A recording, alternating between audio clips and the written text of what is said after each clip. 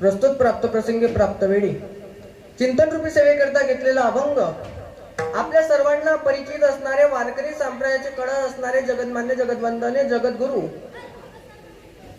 आपल्या सर्वांच्या परिचय असणारे पंचमवेद निर्माते जगद्गुरु संत तुकोबारायांचा 3 चरणाचा हितपर प्रकरणातील उपदेशपर प्रकरणातील तुम्हा आम्हाला विठ्ठलाला भजा नाहीतर जन्म वायाला जाईल हा उपदेश करणारा आजचा 3 चरणाचा अभंग एक वेळा भजन करा विठ्ठल.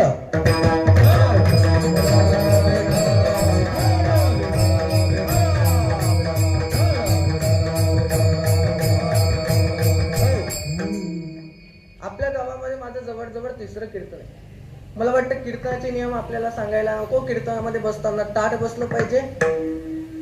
कीर्तनामध्ये बसल्यानंतर मुखानं नाम आणि हातानं टाळी वाजलीच पाहिजे दादा. कारण मुळात कीर्तन हे साधन भगवंत प्राप्तीच आहे. कीर्तन सांग होय अंग. महाराज म्हणतात इथं आपण कीर्तनामध्ये आपण भक्ती केली पाहिजे, कीर्तनामध्ये टाळी वाजवली पाहिजे. कारण टाळी कुठेही वाजून चालत नाही दादा. नाहीतर एखाद्या रस्त्यावर वाजवून बघा बरं. बघा सांगण्याचं तात्पर्य इतकं आहे की कीर्तन हे भगवंताला भेटण्याचं साधन आहे. मग हे कीर्तन ज्या धर्ममंडपामध्ये सुरू आहे तो धर्ममंडप तरी कोणाचा आहे? इथं आपल्याला मालकाची गोष्ट करायची नाही, परंतु धर्ममंडप जो आजचा आपल्या पुढे दिसतोय खरंच भाग्य समजावं लागेल. आमच्या आजोबा स्वर्गीय श्री जगदेवरावजी नामदेवरावजी खोटरे आबांचं काय भाग्य म्हणावं. महाराज भाईजी महाराजांच्या दरबारामध्ये 13वी साजरी होती. तुम्हाला खरं सांगू प्रत्येक जण आले, प्रत्येक जण जाणारे आपल्या सर्वांना माहिती. मग नेमकं ही तळमळ कशासाठी आहे आपली तळमळी फक्त आणि फक्त सुखासाठी सुरू आहे. पण दादांनो माझं सांगणं मी नेहमी सांगत असतो की संसार काही सुखाचा नाही. संसार दुःख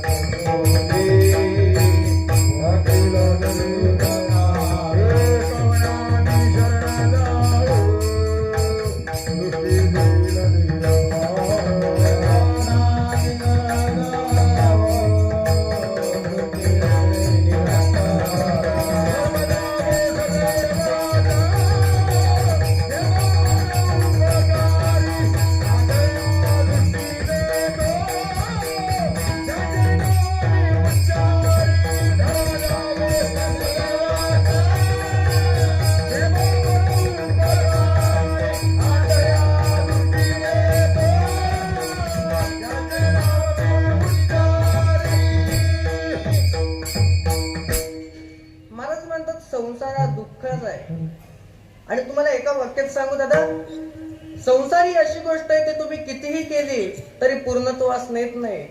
आणि परमार्थ अशी गोष्ट आहे ही थोडी जरी केली ना दादा तरी पूर्णत्वास नेते.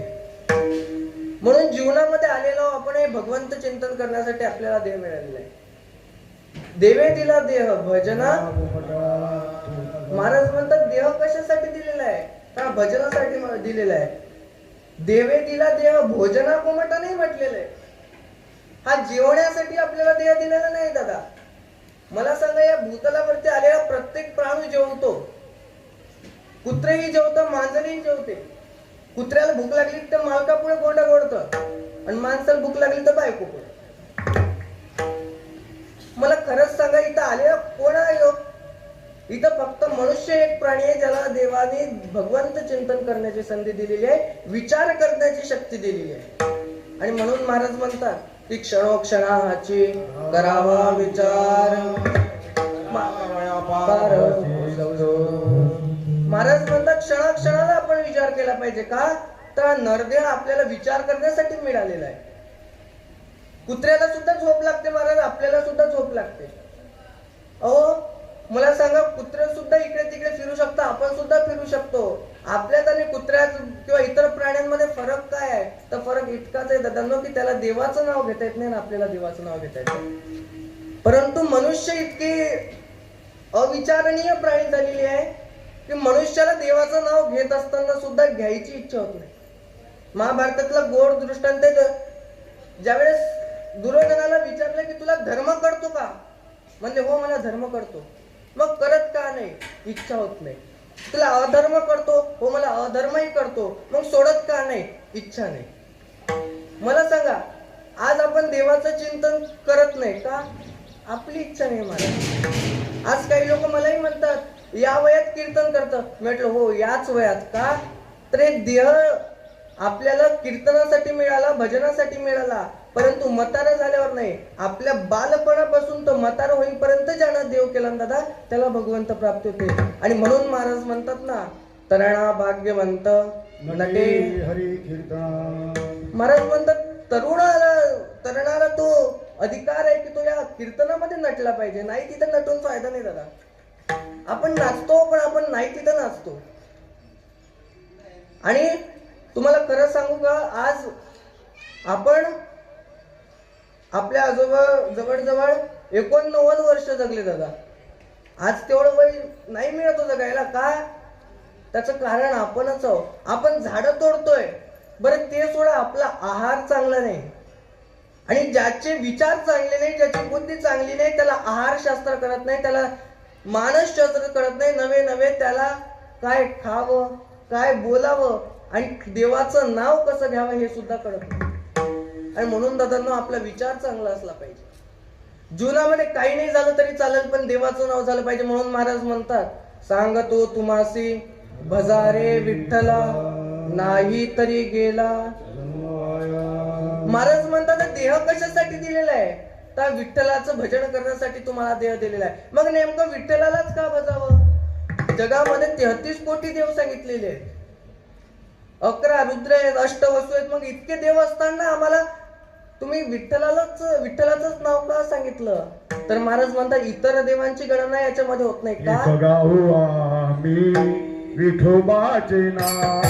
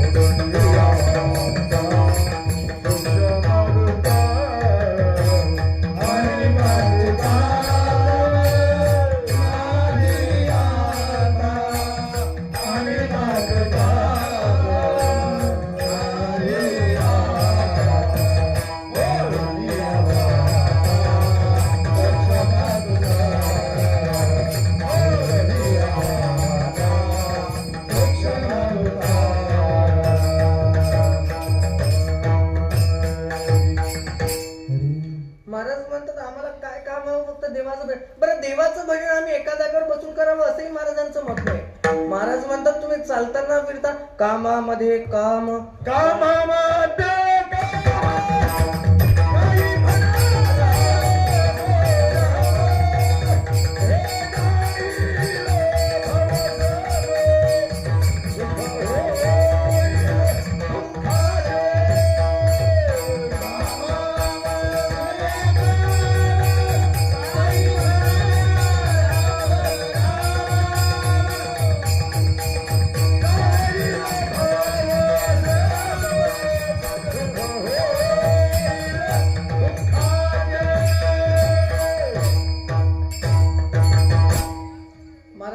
कामामध्ये काम, काही म्हणा राम.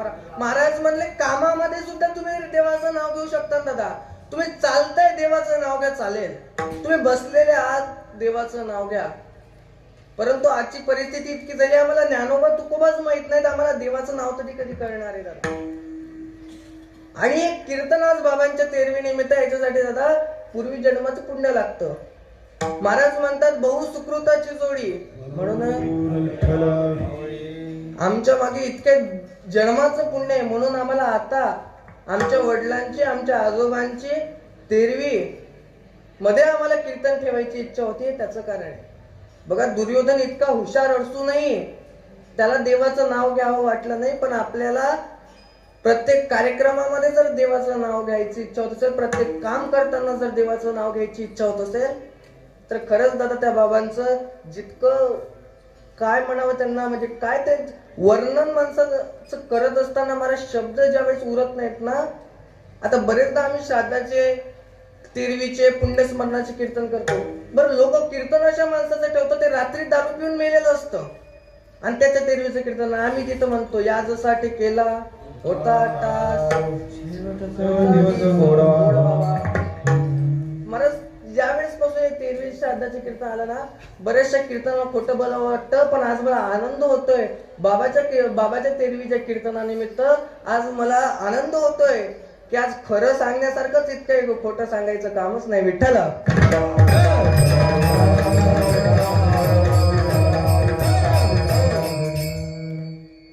बाबा लक्षात घ्या, कीर्तन आहे इथं खोटं बोलल्या जात नाही. इथं जे काय तुमच्या आमच्या हिताचं सांगितलं जातं दादा. बाबांना गेल्या 13 दिवसापूर्वी बाबांना देवाज्ञा झाली. खरंच खोटरे परिवारावरती दुःखाची छटा आली दादा. काय दुःख असेल ज्या त्या माऊलीचं जिला तिला विचारा. आणि म्हणून मी नेहमी सांगत असतो दादा, खरंच आपला पती गेल्यानंतर, आपले वडील गेल्यानंतर आपला जो आधार जातो ना, अहो काही काम नका करू देऊ, एका जागेवर बसून असू द्या, पण असल्यानंतर जो आधार असतो ना, तो आधार वेगळा असतो दादा. अहो आपल्या बापानं साधी हाक जरी मारली ना, तरी दादा आपल्याला जो आनंद होतो ना, तो गेल्यावर होत नाही. आणि वाईट वाटतं आजच्या काळामध्ये दादा वृद्धाश्रम उघडतात, याच्यापेक्षा वाईट काय पाहिजे. आज आपण शिकलो सवरलो, पण मायबापांना विसरलेलो, याच्यापेक्षा मोठी अधोगती आपली नाही. माणसाला जर वाटत असेल ना प्रगती व्हावी आपली, तर त्याच्यासाठी खऱ्या अर्थानं एक वेळचा देवाचा आशीर्वाद नसला तर चालेल, पण नेमका आपल्या मायबापाचा आशीर्वाद असला पाहिजे. आज आपण तिरुपतीला जातो, आज आपण पंढरपूरला जातो, आज आपण त्या खाटू श्यामजीला जातो. माझं सांगणं आहे दादा, अहो नाही हो जगन्नाथपुरीला जाऊ नका, तुम्ही तिरुपतीला जाऊ. मी असं नाही म्हणत तुम्ही तीर्थाला गेला नाही पाहिजे, तुम्ही तीर्थाला जा, पण जाण्यापूर्वी एक वेळा मायबापाचं दर्शन. मायबाप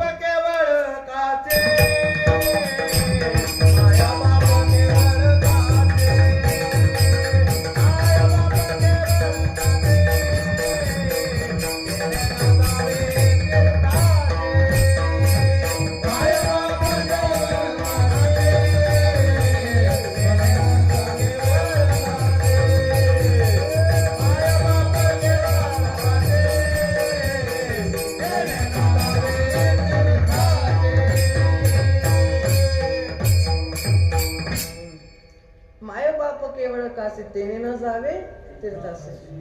महाराज म्हणतात मायबाप काशी येतो, कशाला तीर्थाला जावं लागतं. आणि मी तर नेहमी सांगत असतो दादा, जोपर्यंत मायबाप आहेत ना, तोपर्यंत मायबापांमध्ये विठ्ठल रुक्मिणी पहा. आणि ज्या दिवशी या जगातून आपले मायबाप जातील ना, त्या दिवशी विठ्ठल रुक्मिणीमध्ये मायबाप पहा, तुमचं जीवन सफल झाल्याशिवाय राहणार नाही दादा. म्हणून माझं नेहमी विनंती दादा, काही करा पण आपल्या मायबापांना वृद्धाश्रमात टाकू नका. अहो काय असतं, बाप येता बाप गेल्यावर कळत असतो दादा. एखादी माय काय असते ना, ती माय गेल्यावर कळतोय आपल्याला, तोपर्यंत कळत नाही. याच्यापेक्षा मोठं काय वाईट आहे दादा आपल्यासाठी. आणि मुळातच सिंधुताई सपकाळ आपण सर्व ओळखत असाल, त्यांचं वाक्य होतं दादा. महाराज त्यांचं वाक्य होतं की या महाराष्ट्रामध्ये जर मोठं व्हायचं असेल ना, अहो या महाराष्ट्रामध्ये लोकांच्या सोळा आपल्या घरच्यांना जरी आपण काय याची जाणीव करून द्यायची असेल ना, तर या महाराष्ट्रामध्ये मरावं लागतं. या महाराष्ट्राचं दुर्भाग्य, या महाराष्ट्रामध्ये तुकोबारायांसारखे संत झाले, पण त्यांना सुरुवातीला लोकांनी लाथा मारल्या हो. आणि ज्यावेळेस त्यांनी सांगितलं की आता माझी जाण्याची वेळ आली, आम्ही जातो आमुच्या गावा आमुचा. महाराज म्हणले आता आम्ही आमच्या गावाला जातो. आता आमचं तुम्ही काय करा, राम राम घ्या. बघा, या जीवनातून आपल्या प्रत्येकाला आपला हा देह सोडायचा, पण सोडण्यापूर्वी देवाचं चिंतन करणं अत्यंत महत्वाचं. मला सांगा, आज जेव्हा बाबा गेले तेव्हापासून काय किती दुःख असेल ज्या आता कुटुंबाचं, ज्याला त्याला माहित आहे दादा. अहो, आमचे आजोबा ज्यावेळेस वारले ना, आम्ही बघितलं हो दादा, काय दुःख होतं नाही ज्याचं त्याला कळत असतं. बोलणारा सहज बोलून जाता, आणि माणसाची एकच सर्वात वाईट सवय आहे, असेपर्यंत तो माणूस कोणाला चांगला म्हणत नाही एखादा माणूस. आणि तो एखादा व्यक्ती का गेला ना, मग त्याच्या तिरवीला गेल्यावर म्हणतो कसा का असे ना, पण चांगला माणूस होता. दादांनो, तुम्हाला एक सांगू, गेल्यावर नाही हो त्यांना आवाज जात आपला. आपण म्हणतो 13 दिवस ते इथे असतातही शास्त्र सांगतं आपलं, परंतु त्यांना आपला आवाज जात नाही. ते फक्त आपले हावभाव बघतात. दशक्रियेच्या दिवशी तर ते आपल्यामधून सुद्धा मुक्त होतात, त्यांना नातं वगैरे काही कळत नाही. आणि आजच्या 13व्या दिवशी त्यांनी इथलं अन्न खाल्लं की नंतर ते त्यांच्या पुढच्या मार्गाला लागतात दादा. आणि म्हणून माझी विनंती आहे, जोपर्यंत माणूस जिवंत आहे ना तोपर्यंत त्याला द्या.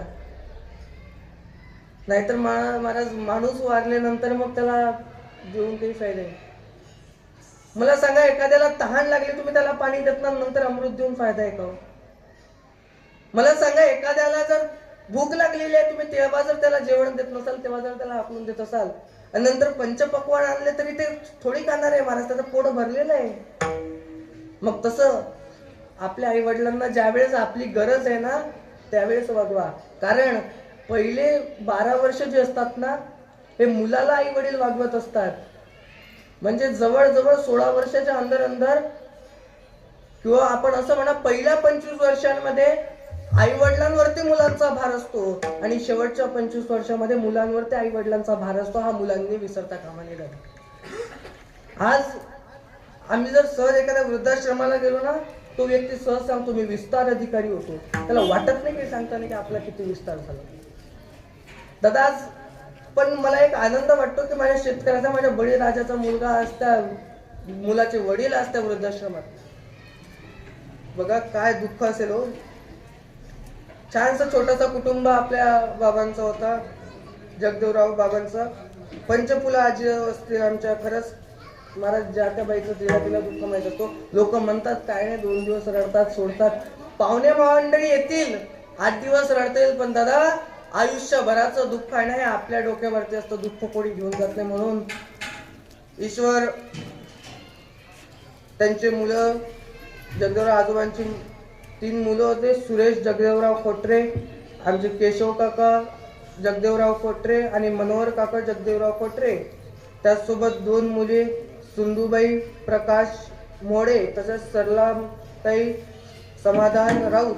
असा हा छोटासा 5 त्यांना अपत्य होते. त्या 5 अपत्यांचे खरंच मानावे तितके आभार दादा. कारण की आजच्या काळामध्ये मला तरी वाटत नाही की तेरवी निमित्त कोणी कीर्तन ठेवतं वगैरे. म्हणून आनंद वाटला.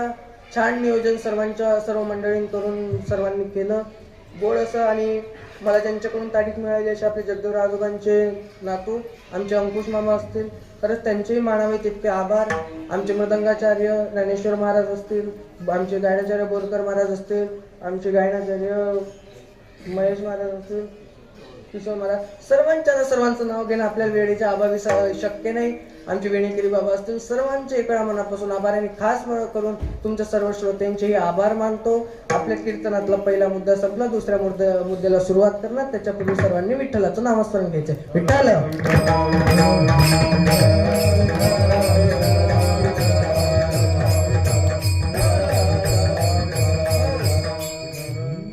आपण या जगामध्ये आलेलो आहे देवाचं नामस्मरण करण्यासाठी आलेलो होतो.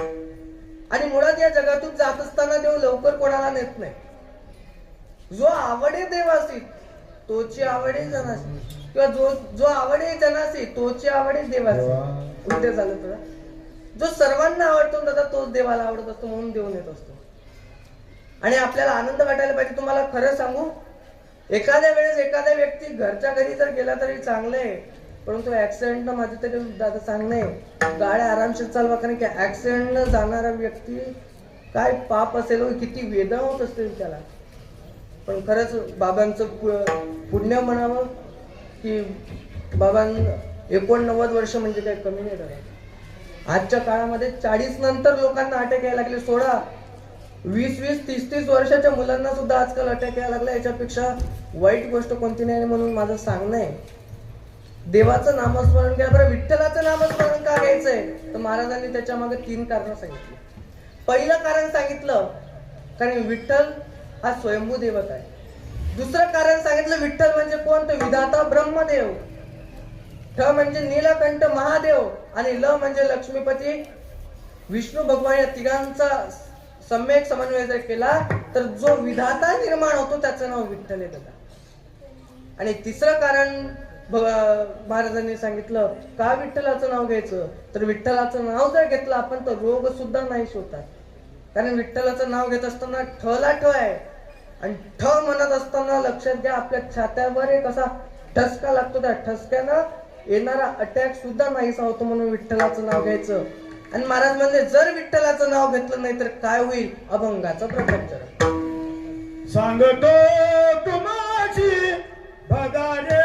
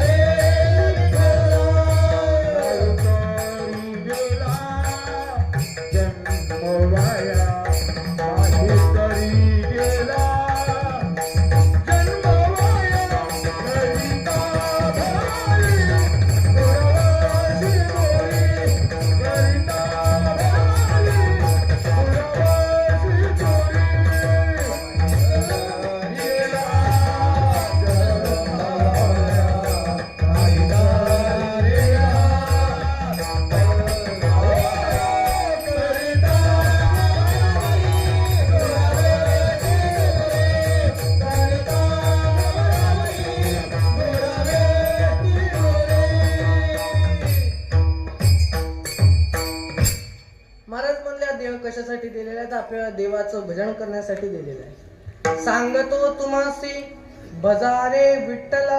आणि जर विठ्ठलाला भजलं नाही तर काय होईल महाराज? महाराज म्हणतात नाही तरी गेला जन्म वाया. महाराज म्हणले जर तुम्ही विठ्ठलाला भजलाय तुमचा जन्म वायाला जाईल. मग नेमकं वाया जाणं कशाला म्हणतात? बरं, जी गोष्ट ज्यासाठी आहे, ज्या कामासाठी आहे, त्या कामासाठी त्या गोष्टीचं, त्या व्यक्तीचं त्याचा उपयोग न होणं म्हणजे वायाला जाणं.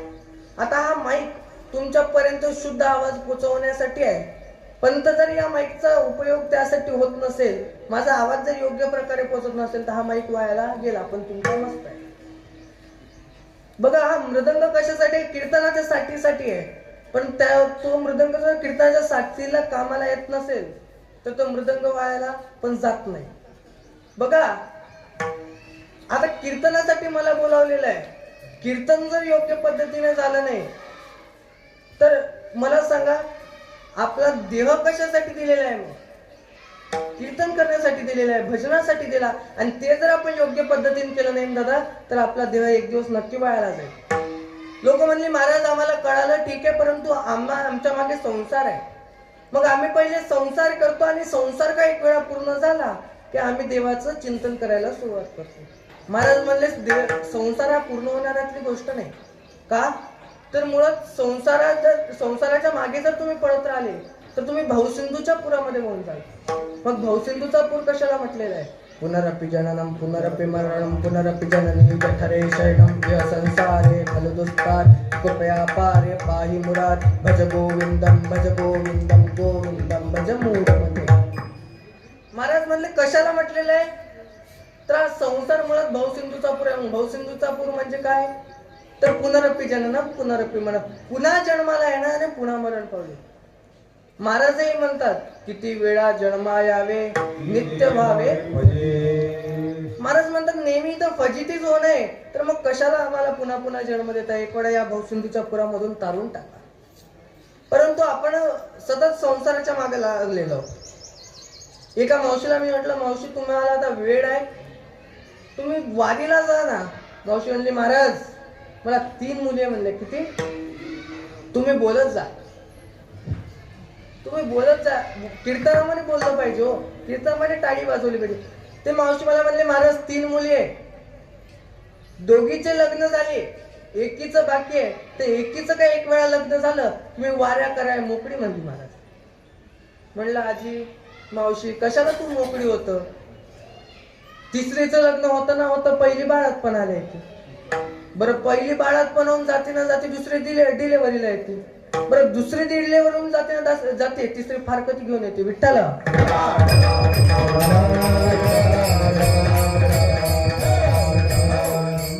मला सांगा कुठे या संसारामधून आपल्याला वेळ मिळतो महाराज? संसारामध्ये जितका आपण संसार करत जाऊ तितकं संसारामध्ये आपल्याला जाणं, या संसारामधून वेळ मिळत नाही. मला सांगा रावणा इतका सामर्थ्यशाली व्यक्ती कोणी नव्हता. किती सामर्थ्य होतं रावणाचं. त्याचं मतदान जरी मोजायला गेलं महाराज, त्याच्या मतदारसंघातलं तरी खासदारच रावण निवडून येईल. 80,000 बायका, 1,00,000 पोरण, 1,25,000 नातू, जवळजवळ 3-3.25 लाख माणसं त्याच्या घरची होती, त्याचे लेकरं नातू पंतू. विचार करा, इतका सामर्थ्यशाली रावण. बरं इतकंच सामर्थ्य नाही तर सर्व देव त्याच्या बंदिशाळीमध्ये होती. इतकं जर सामर्थ्य त्या रावणाकडे असेल, आणि विद्वानही इतका रावण होता महाराज, जे आपण तांडव स्तोत्र ऐकलं, ते तांडव स्तोत्र सुद्धा रावणानं लिहिलेलं आहे. जटाटवी गलज्जल प्रवाह पावितस्थले तदेव लंब्य लंब्य तांबूजंग कुंभमालिका डमड्ड मड्ड मड्ड मड्ड नाद वड्ड मर्मर चकार चंड तांडवंतनो पुनः शिव शिव. ओम नमः शिवाय, ओम नमः शिवाय, ओम नमः शिवाय, ओम नमः शिवाय. हे जे तांडव स्तोत्र आपण ऐकतो ना, हे तांडव स्तोत्र सुद्धा रावणानं निर्माण केलेले आहे दादा. बरं इतकंच नाही तर रावणाजवळ इतका बुद्धिमान रावण होता. लंका की रावणानं बनवलेली नव्हती, लंका ही पार्वतीसाठी भगवान शंकरांनी बनवली होती. पण वास्तुशांतीला महाराज रावणाला बोलावलं आणि रावणाने इतकी गोड वास्तुशांती केली की भगवान शंकर प्रसन्न झाले. आणि भगवान शंकराने विचारलं, रावणा काय पाहिजे तुला? रावण म्हणला लंकाच पाहिजे. आणि रावण इतका हुशार होता महाराज, इतका हुशार ब्राह्मण होता, एकमेव रावण असा ब्राह्मण होता जो वास्तुशांतीला गेला आणि घरच घेऊन आला. विठ्ठल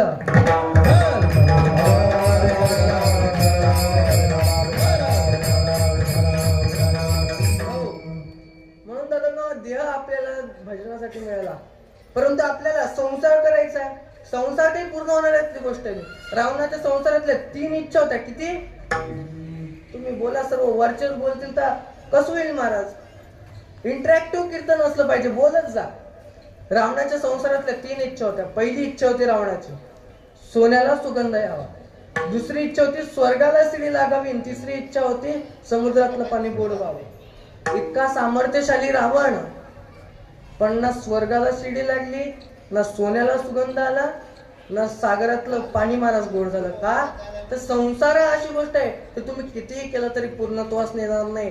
आणि म्हणून महाराज म्हणतात हा देह आपल्याला एक वेळा मिळालेला हो, आणि हा देह मिळाल्यानंतर आपल्याला देह कमवावा लागला.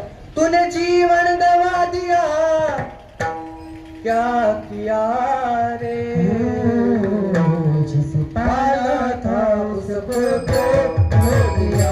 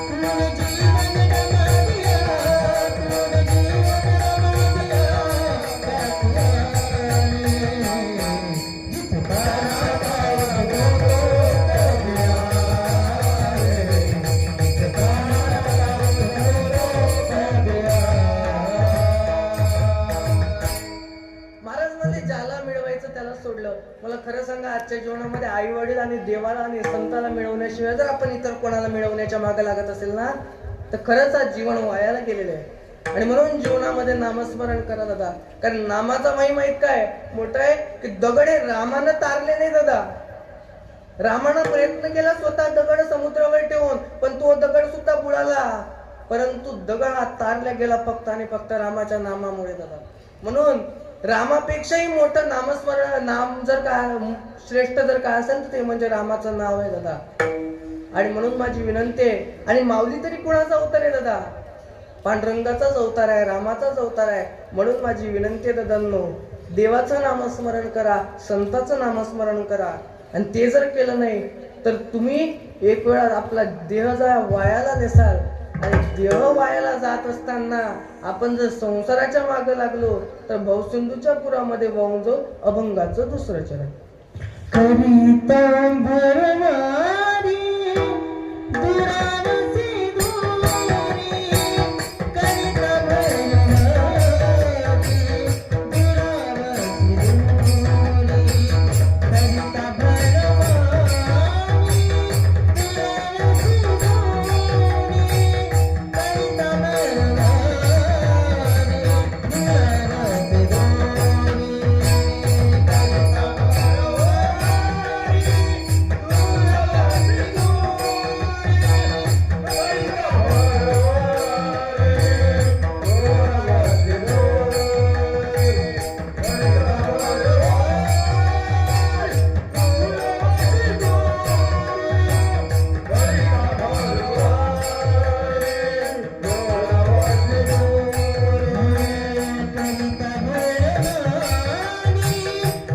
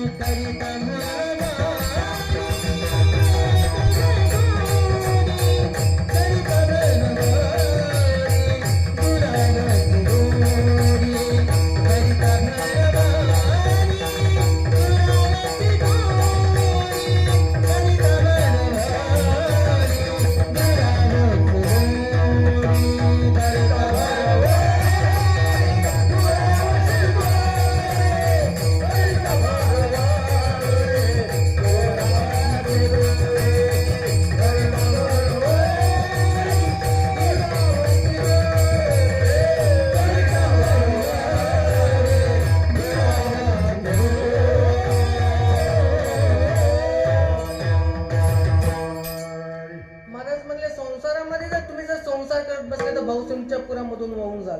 मग लोक म्हणले, महाराज ठीक आहे, आम्ही संसारही सोडून देतो किंवा संसार करत असताना परमार्थ करतो. पण नेमकं परमार्थ करायसाठी काय लागतं, तर त्यापूर्वी आपण सर्वांनी एक वेळा हात वर करा.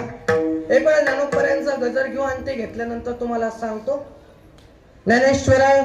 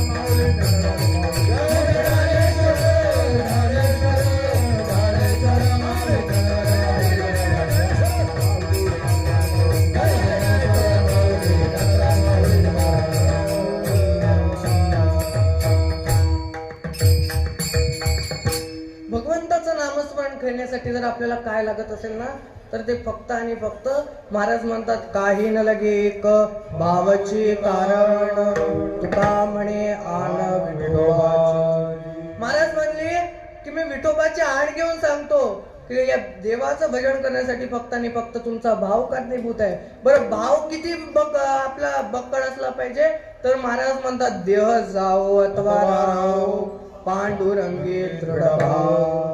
महाराज म्हणले देह गेला तरी पांडुरंगाविषयी आमचा इतका दृढ भाव राहील की तो वर्णन नाही करू शकत आम्ही, आमचा इतका आम्ही भाव ठेवू. आणि खरंच दादांनो, इतका जर भाव ठेवला ना, तर नक्कीच आपल्या जीवनाचं सफल झाल्याशिवाय राहणार नाही. म्हणून माझी विनंती, हा देह आपल्याला एक वेळा मिळालेला आहे. हा देह सर्वांना सोडून जायचंय. आपल्यातून आजोबा गेले, परंतु खरं सांगू, आज त्यांच्या आत्म्याला सुद्धा शांती वाटत असेल, आज त्यांच्या आत्म्याला सुद्धा आनंद वाटत असेल की आज माझ्या देवी निमित्त कीर्तन होतंय. हा महाराज हे काही आपल्याला नेहमी टिकून राहणारा नाही आहे. एक किरायाचं घर म्हटलेलं आहे. एक भावगीतकार सांगतात, जिंदगी एक किराए का घर है, एक ना एक दिन बदलना पड़ेगा, मौत जब तुझको आवाज देगी, घर से बाहर निकलना पड़ेगा. महाराज म्हणले एक दिवस आपल्याला हे देह सोडून जायचंय. मग जाण्यापूर्वी दादांनो, माझी विनंती आहे, देवाचं चिंतन करावं. देवाचं चिंतनाशिवाय काही नाही. आज त्या कुटुंबावरती काय दुःख आहे ज्याचं त्याला माहित असतं, परंतु माझी विनंती आहे, आज आपल्या सर्व आपण इथं आलेलो आहोत.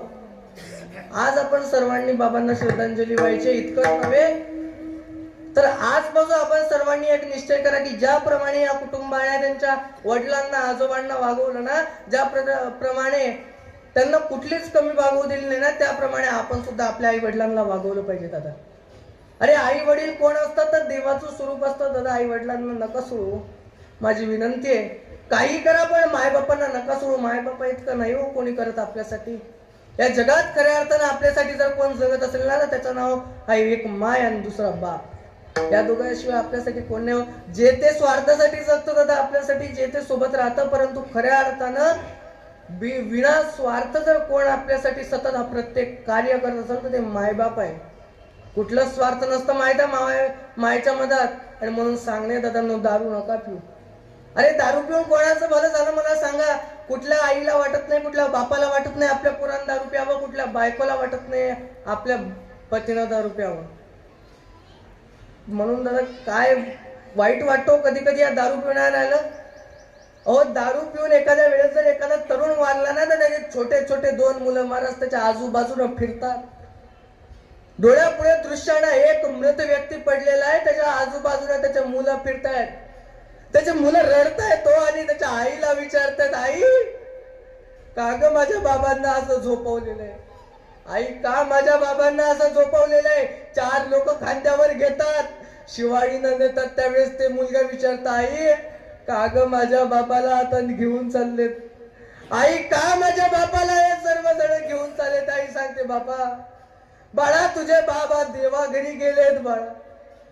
अहो, ते पोरग हसत हसत सांगत, शाळेत गेले की त्याच्या मित्रांचं विचारलं ना, का आला नाही इतके दिवस, ते गुरुजीला सांगत. तो त्याच्या मित्रांना सांगतो, माझे बाबा देवा घरी गेलेत म्हणून आलो नाही. अहो, एखादा तरुण जर ज्या वेळेस मरतो ना, त्यावेळेस त्याच्या पत्नीच्या डोक्यावरचं कुंकू ज्यावेळेस तरुण वयात पुसलं जातं महाराज, त्यावेळेस काय वेदना होत असतील हो. खरंच सांगा. अहो, कधीतरी डोळ्यापुढे ते दृश्य आणा म्हणून विनंती आहे दादांनो. काही झालं तरी चालेल, पण दारूला हात नका लावू. दारूनं कधी कोणाचं भलं झालं नाही. आणि माझं तर सांगणं आहे, आपल्या घरचा एखादा व्यक्ती वारला असेल ना, तर त्याच्या नावाने एक झाड लावा आणि त्याची ती आठवण म्हणून वाढवा. त्याचं संवर्धन करा दादा. कारण आज या निसर्गाचं संवर्धन करणं अत्यंत काळाचं गरज आहे दादा. आजच्या काळामध्ये हे जे आपल्याला अवकाळी पाऊस वगैरे जितकं काही निसर्गाचं कोप दिसतो ना, हा काय आपल्या दुसऱ्यामुळे नाही, हा आपल्यामुळेच झालेला आहे. म्हणून दादांनो, झाडं लावा.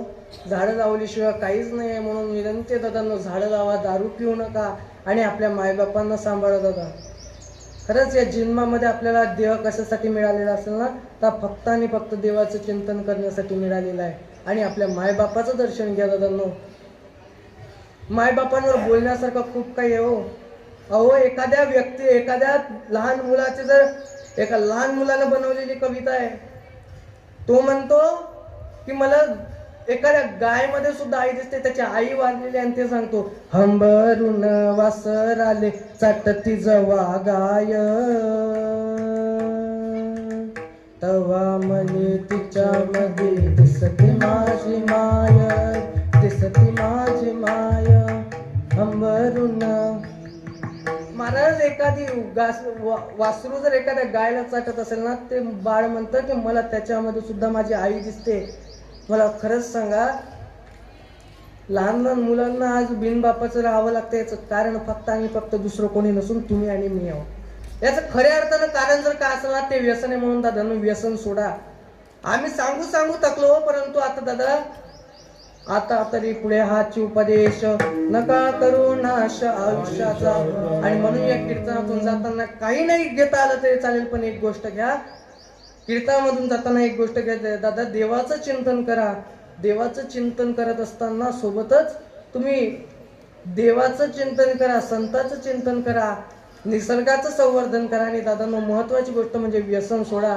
आणि मायांना विनंती आहे, आयांनो तुम्ही कुंकू लावा. कारण जितकं माऊलीचं कुंकू मोठं असतं ना, तितकं माणसाचं वय जास्त असतं.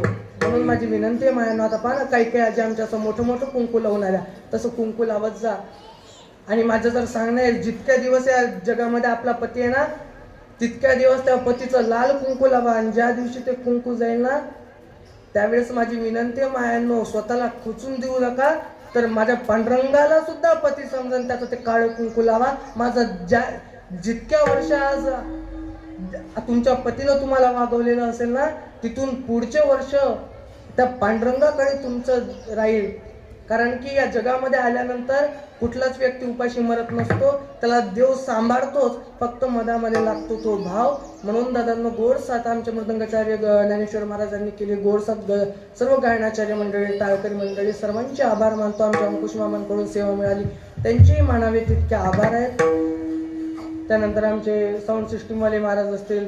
आणि भाईजी महाराजांच्या दरबारामध्ये म्हणजे खरं सांगावं तर भाईजी महाराजांच्या आमचं काही फारसं नवीन नातं आहे असं म्हणायला हरकत नाही. कारण की आमच्या गावी कानडी बाजारलाही भाईजी महाराज आहेत, आमच्या आईच्या माहेरी म्हणजे मामाच्या गावालाही भाईजी महाराज आहे. आणि ज्यावेळेस आम्ही या गावाला आलो तर इथून सुद्धा 1 किलोमीटरवर आम्हाला भाईजी महाराज आहे. म्हणून आज खऱ्या अर्थाने या गादीवरती उभं राहण्याचा योग भाईजी महाराजांमुळे आला. सर्व संतांच्या चरणी ही माझी छोटीशी पुष्पांजली वाहतो. सर्वांनी एक वेळा विठ्ठल जय जय विठ्ठल होईल. त्यानंतर सर्वांनी उभं राहून बाबांना श्रद्धांजली द्यायची. तुकाराम तुकाराम भजन झाल्यानंतर सर्वांनी उभं राहायचंय, बाबांना श्रद्धांजली द्यायचं. त्यानंतर पुढचा कार्यक्रम अंकुश मामा सांगतीलच आपल्याला, त्या पद्धतीने आपल्याला चालवायचा आहे. तर माझी विनंती दादा, जाताना फक्त आता मी सांगू थकला. त्या कीर्तनात एकच सांगितलं, देवाचं चिंतन करा. म्हणून आता सर्वांनी हात वर करा. हात वर करेपर्यंत तुम्ही भजनच सुरू करत नाही. आता हात सर्वांनी वर करा. देवानं हात दिलेत ना, देवानं पाय महाराज वारी करण्यासाठी दिले, हात टाळी वाजवण्यासाठी दिले, डोळे देवानं आपल्याला भगवंताचं स्वरूप आणि मायबापाचं स्वरूप पाहण्यासाठी दिलेलं आहे. मग सर्वांनी हात वर करा. विठ्ठल जय जय.